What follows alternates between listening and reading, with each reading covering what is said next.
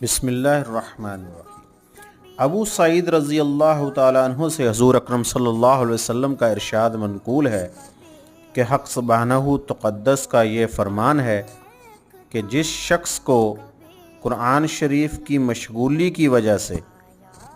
ذکر کرنے اور دعائیں مانگنے کی فرصت نہیں ملتی، میں اس کو سب دعائیں مانگنے والوں سے زیادہ عطا کرتا ہوں، اور اللہ تعالیٰ کے کلام کو سب کلاموں پر ایسی ہی فضیلت ہے جیسی کہ خود حق تعالیٰ شانہ کو تمام مخلوق پر۔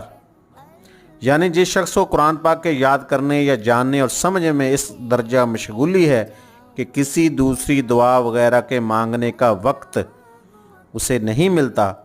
تو میں دعا مانگنے والوں کے مانگنے سے بھی افضل چیز اس کو